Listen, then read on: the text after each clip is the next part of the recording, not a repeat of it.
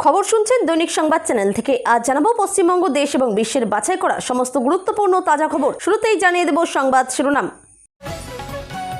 ছাত্র যুবদের ভবিষ্যৎ নিয়ে আপোষ নয়, ককরোচ বিক্ষোভ নিয়ে ফের বার্তা প্রধানমন্ত্রীর। এড়ানো গেল ভোটাভুটি, পিএসসিতে 20 সদস্যের মনোনয়ন, রিট শিবিরের হাতেই চেয়ারম্যান পদ, দৌড়ে ফিরাত সমর। 21শে জুলাইয়ের সভা শেষ করার পরই ফের মামলা হয়ে গেল মমতার তৃণমূলের বিরুদ্ধে। ককরোচে অন্তর্কলহ, দীপকে তোপ দল থেকে বরখাস্ত বিজেতা, বললেন বলির পাঠা হয়েছি। নিটকাণ্ডে দেশজুড়ে পাল্টা প্রচার শুরু বিজেপির, এ রাজ্যে অশান্তির চেষ্টা হলে কড়া ব্যবস্থা, হুঁশিয়ারি দিলেন মন্ত্রী তাপস রায়। কলঙ্ক কেন বলছেন, চেয়ার ছেড়ে সোজা স্পিকারের টেবিলে কুণাল, ফের উত্তাল বিধানসভা। ককরোচরা যখন বলবেন কেন্দ্র বৈঠকে রাজি, নড্ডার অফিস বা বাড়িতে আলোচনার প্রস্তাব, নারাজ বিক্ষোভকারীরা। 25শে জুলাই বিধানসভায় ভূমিকম্প, শুভেন্দুর সুনামি, তোলপাড় রাজ্য রাজনীতি, রেয়াত নেই মমতারও।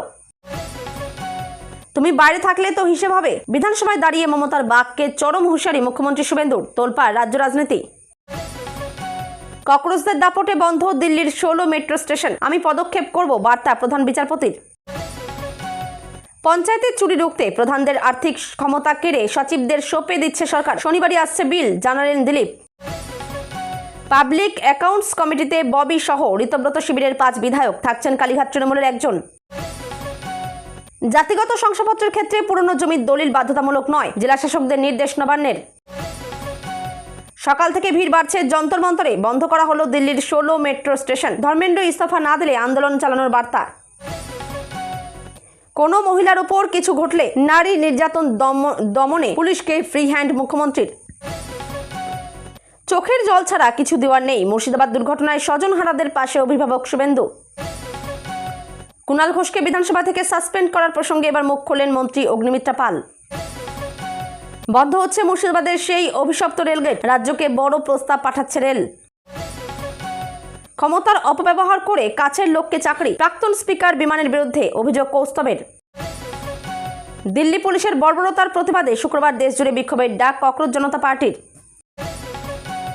আরশোলাদের উপর ফের লাঠিচার্জ, পাল্টা পুলিশকে লক্ষ্য করে ইট তরোয়াল দিয়ে হামলা, রণক্ষেত্র দিল্লি। স্পিকারের সঙ্গে সোজা তর্কে কুণাল ঘোষ, উত্তাল বিধানসভায় চরম বিশৃঙ্খলা, সামাল দিতে আসরে নামলেন প্রবীণ মন্ত্রী। প্রতিবাদী শিক্ষক বরুণ বিশ্বাসের খুনে ষড়যন্ত্রকারী মমতাও, পুলিশের দ্বারস্থ শুটিয়ার শিক্ষক। কোটি টাকার বিদেশি অনুদান ককরোচদের, এনআইএ তদন্তের দাবিতে হাইকোর্টে দায়ের জনস্বার্থ মামলা। মিছিল করতে দেব না, স্মার্ট মিটার বিতর্কে বিধানসভায় হুঙ্কার মুখ্যমন্ত্রী, পাল্টা তোপ সিপিএম SUCI এর। ভোটে যদি হারাতে না পারি, পুষ্পার থেকেও খারাপ অবস্থা হবে, এবার অভিষেককে বড় চ্যালেঞ্জ শুভেন্দুর। 5 লক্ষ তোলা বিজেপি নেতার বিরুদ্ধে FIR, দল ব্যবস্থা নিতে এই অভিযুক্ত তুহিন বললেন আমি গোষ্ঠীদ্বন্দ্বের শিকার। ককরোচ আবহে সক্রিয় SFI, ছাত্র ধর্মঘট এবং রাত দখলের ডাক, পুলিশকে খাওয়াবে মেলোডি চকলেট। মমতার নির্দেশে ভুয়ো বার্থ সার্টিফিকেট, জন্ম কেলেঙ্কারিতে যুক্ত অফিসারদের বিরুদ্ধে কড়া হুঁশিয়ারি মুখ্যমন্ত্রীর। ভারতকে পাকিস্তান বাংলাদেশ বানানোর চেষ্টা চলছে, আরশোলাদের তোপ দিলীপের। এতক্ষণ শুনছিলেন সংবাদ শিরোনাম, এখন শুনবেন বিস্তারিত। দিল্লির যন্তর মন্তরে বিক্ষোভরত পড়ুয়াদের দাবি দাওয়া মানতে সরকার যে আন্তরিক, সেটা আরও একবার বুঝিয়ে দিলেন প্রধানমন্ত্রী নরেন্দ্র মোদী। পড়ুয়াদের আন্দোলন, বিরোধীদের সমবেত প্রতিবাদের মধ্যে প্রধানমন্ত্রী ফের পড়ুয়াদের উদ্দেশ্যে বড়সড় বার্তা দিলেন। সোশ্যাল মিডিয়ায় মোদী বললেন, ছাত্রদের থেকে গুরুত্বপূর্ণ আমাদের কাছে কিছুই নয়, তাদের ভবিষ্যৎ নিয়ে আপোষ করবে না সরকার। দেশের যুব সমাজের উজ্জ্বল ভবিষ্যৎ সুনিশ্চিত করাটাই আমাদের লক্ষ্য। প্রধানমন্ত্রী জানালেন, পড়ুয়াদের দাবি মেনে প্রশ্ন ফাঁসের ক্ষেত্রে দায়বদ্ধতা সুনিশ্চিত করার লক্ষ্যে এগোচ্ছে সরকার। প্রত্যেক দোষী যাতে দ্রুত কঠোর শাস্তি পায়, সেটা নিশ্চিত করতে সরকার ফাস্ট ট্র্যাক কোর্ট গঠন করছে। এক্সট্যান্ডালে প্রধানমন্ত্রীর পোস্ট, সব প্রশ্ন ফাঁসের দোষীদের দ্রুত শাস্তি দেওয়ার জন্য ফাস্ট ট্র্যাক কোর্ট তৈরি হবে। ইতিমধ্যে এ নিয়ে উপযুক্ত পদক্ষেপ করার জন্য সব দপ্তরের আধিকারিকদের নির্দেশ দিয়েছি। পড়ুয়াদের স্বার্থ সুরক্ষায় বহু পদক্ষেপ সরকার করছে, এটা সেগুলির মধ্যে অন্যতম। যারা আমাদের পড়ুয়াদের ক্ষতি করতে চায় তাদের কোনোভাবেই ছাড়া হবে না। আসলে দিল্লির গণ্ডি পেরিয়ে দেশের নানা প্রান্তে ছড়িয়ে পড়ছে ককরোচ জনতা পার্টির প্রতিবাদ। গোটা দেশের যুব সমাজের মধ্যে ককরোচ নিয়ে আগ্রহ বাড়ছে। পড়ুয়াদের ওই আন্দোলনকে কাজে লাগিয়ে ঘোলা জলে মাছ ধরার চেষ্টা করছে বিরোধীরাও। স্বাভাবিকভাবেই নড়ে চড়ে বসে বসেছে কেন্দ্র। প্রধানমন্ত্রী নরেন্দ্র মোদী আগেই বলেছিলেন প্রশ্ন ফাঁস মহাপাপ। এবার সরকার ফাঁস রুখতে কি পদক্ষেপ করছে সেটা ঘোষণা করা শুরু করলেন মোদী। প্রশ্ন ফাঁস নিয়ে কেন্দ্র যে কিছুটা নমনীয় হবে তার ইঙ্গিত মিলেছিল বুধবার নাড্ডার সাংবাদিক সম্মেলন থেকে। তিনি বলেন এটা গোটা দেশের সমস্যা, এই পরিস্থিতি দোষারোপ না করে গঠনমূলক আলোচনা হোক। তিনি স্পষ্ট করে দিয়েছেন সরকার আলোচনায় বসতে রাজি। সংসদে কখন কবে আলোচনা করতে চায় বিরোধীরা সেটা স্পষ্ট করুক, তবে কিন্তু যাকে ঘিরে অভিযোগের পাহাড় সেই ধর্মেন্দ্রকে কি সরানো হবে? সূত্রের খবর সেই সম্ভাবনা একেবারেই নেই, কারণ মোদী সরকার মনে করছে নিটের প্রশ্ন ফাঁসের দায় কোনো মতেই শিক্ষামন্ত্রীর নয়, তাই তাকে সরিয়ে দেওয়া বা বরখাস্ত করা হবে না বলেই ধরে নিয়েছে কেন্দ্র। যদিও সোনমের অনশন এবং ককরোচ জনতা পার্টির আন্দোলনের প্রধান দাবি হলো শিক্ষামন্ত্রীর অপসারণ। অন্যতম গুরুত্বপূর্ণ পাবলিক অ্যাকাউন্টস কমিটি বা পিএসসির নির্বাচনকে কেন্দ্র করে ভোটাভুটি শেষ পর্যন্ত এড়ানো গেল। কালীঘাট তৃণমূল এবং ঋতব্রত তৃণমূলের টানাপোড়েনের মাঝে নির্দিষ্ট 20টি আসনের জন্য ঠিক 20 জন বিধায়কেরই মনোনয়নপত্র জমা পড়েছে। বিধানসভা সূত্রের খবর, সংসদীয় ঐতিহ্য বজায় রেখে এবার পিএসসির চেয়ারম্যান পদটি বিরোধী দল অর্থাৎ ঋতব্রত শিবিরের হাতেই তুলে দেওয়ার সিদ্ধান্ত নিয়েছে শাসক দল। পিএসসির জন্য জমা পড়া 20 জন সদস্যদের মনোনয়ন তালিকায় সবার প্রথমে রয়েছে কালীঘাটপন্থী প্রবীণ বিধায়ক অশোক কুমার দেবের নাম। অশোক দেব কালীঘাটপন্থী বিধায়ক। তাছাড়া ঋতব্রত শিবিরের 5 জন সমর মুখোপাধ্যায়, ফিরাদ হাকিম, বিপ্লব মিত্র, গোলাম রব্বানী, কানাইলাল আগরওয়াল, বাকি 14 জন শাসক দলের বিধায়ক।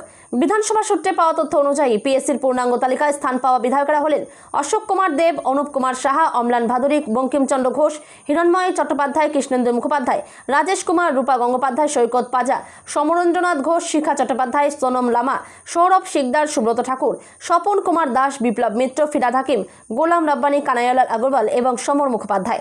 দীর্ঘদিন ধরে পিএসসির চেয়ারম্যান পদ নিয়ে রাজ্য রাজনীতিতে জল ঘোলা হলেও এবার নমনীয় অবস্থান নিয়েছে শাসক দল। বিধানসভা সূত্রের দাবি, বিরোধী দলের সম্মান রক্ষার্থে এই পদটি বিরোধী শিবিরের হাতেই রাখার আশ্বাস দেওয়া হয়েছে। সেক্ষেত্রে ঋতব্রত শিবিরের কাছেই এই পদটি যাওয়ার সম্ভাবনা প্রবল। সূত্রের খবর, পাবলিক অ্যাকাউন্টস কমিটির পরবর্তী চেয়ারম্যান হিসেবে উঠে আসছে 2টি প্রভাবশালী নাম, রতুয়ার বিধায়ক সমর মুখোপাধ্যায় এবং বন্দর এলাকার বিধায়ক ফিরাদ হাকিম।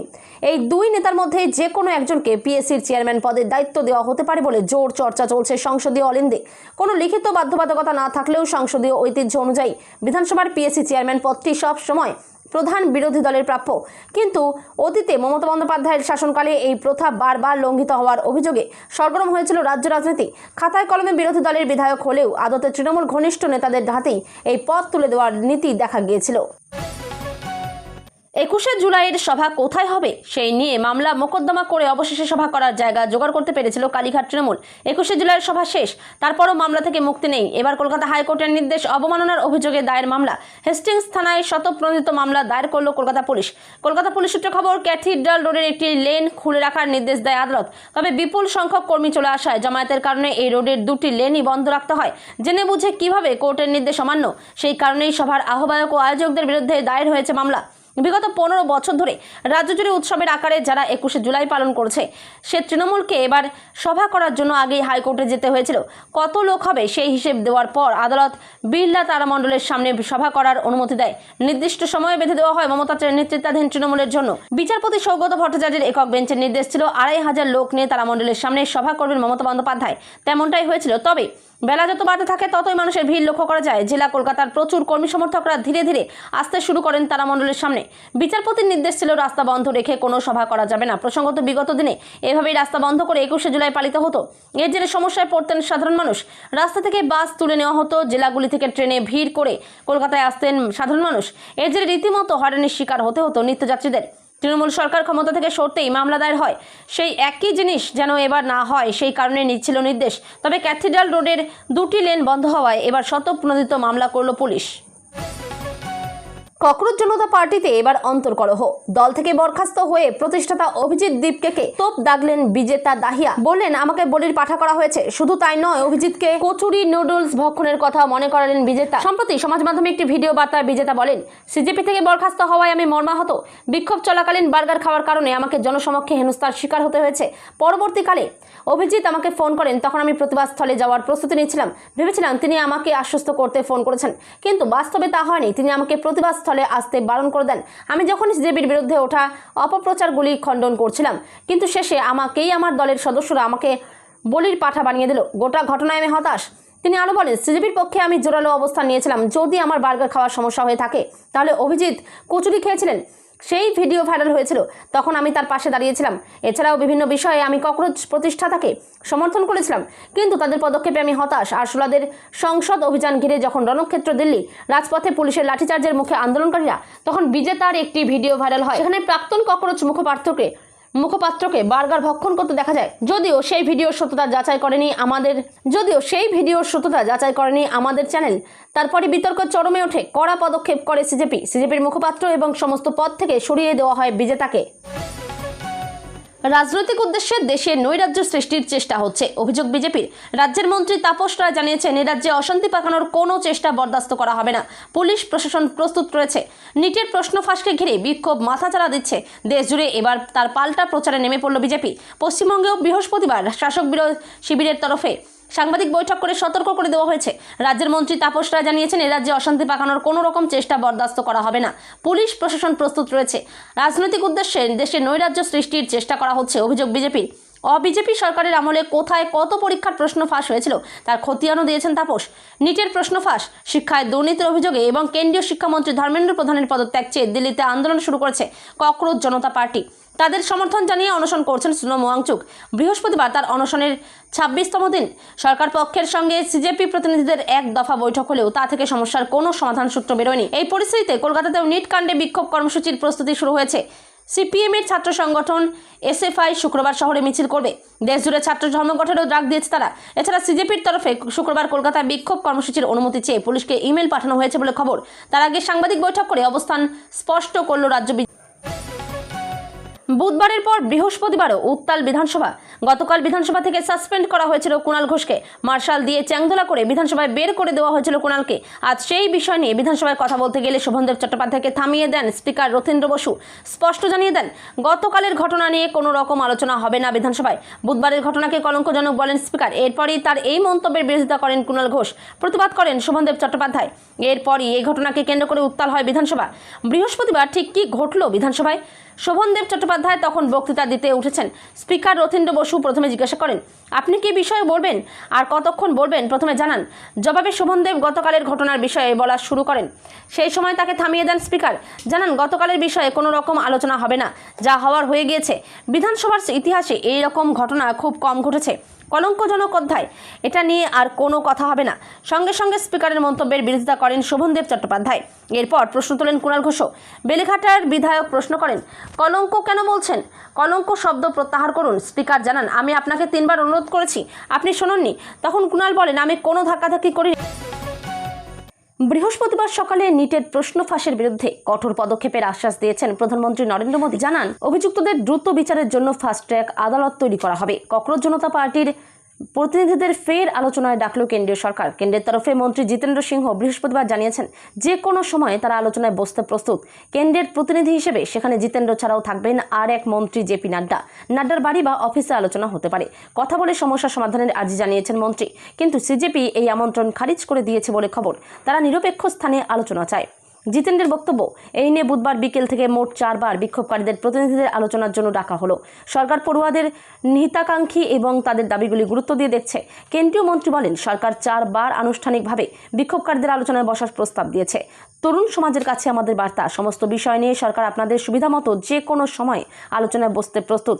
আমি আপনাদের সকলকে বিনীতভাবে অনুরোধ করছি, আসুন আলোচনায় বসুন। কেন্দ্রীয় স্বাস্থ্যমন্ত্রী জেপি নাড্ডার বাড়ি বা অফিসে বৈঠক হতে পারে। নাড্ডা এবং আমি সেখানে থাকব। আলোচনার মাধ্যমে ধীরে ধীরে আমরা এক সমাধানের দিকে এগোবো।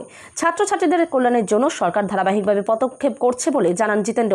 এই আলোচনায় আহ্বানও তার একটি অঙ্গ। বুধবার বিধানসভায় বক্তব্য রাখেন মুখ্যমন্ত্রী শুভেন্দু অধিকারী। এদিন তার বক্তব্যে উঠে আসে ক্যাগ এবং লোকায়ুক্তের রিপোর্ট প্রসঙ্গ। মুখ্যমন্ত্রীর অভিযোগ, মমতা বন্দ্যোপাধ্যায়ের নেতৃত্বাধীন পূর্ববর্তী সরকারের আমলে বছরের পর বছর ক্যাগ এবং লোকায়ুক্তের রিপোর্ট বিধানসভায় পেশ করা হয়নি।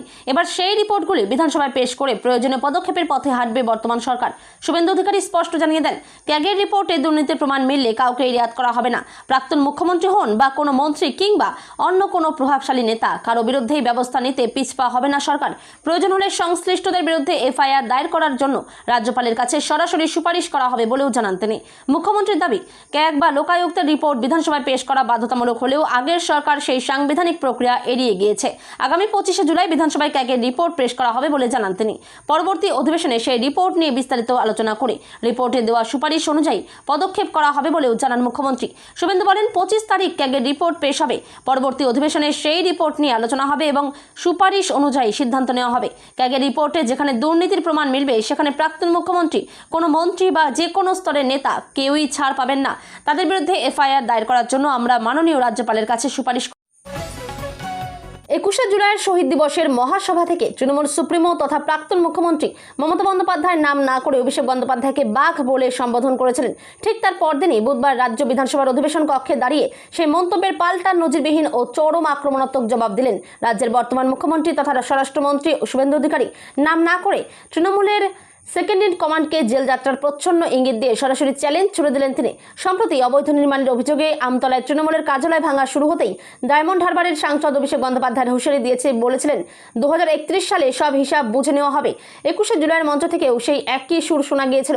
বুধবার বিধানসভায় স্বরাষ্ট্র দপ্তরের বাজেটের ওপর জবাবি ভাষণ দিতে গিয়ে সেই প্রসঙ্গটা নেই তুমুল টিপ্পনি কাটেন মুখ্যমন্ত্রী শুভেন্দু অধিকারী। তিনি বলেন, কালকে তো শহীদ দিবস হয়নি, ওটা তো ভাইপো দিবস হয়েছে। কেউ বলছে ভাইপো নাকি প্যারাশুটে নেমেছে, আর ভাইপো বলছে নোট খাতা খুলে রাখো, 31শে হিসাব হবে। আরে তুমি বাইরে থাকলে তো হিসাব হবে। মুখ্যমন্ত্রীর এই মন্তব্য বিধানসভার অন্দরে শোরগোল পড়ে যায়।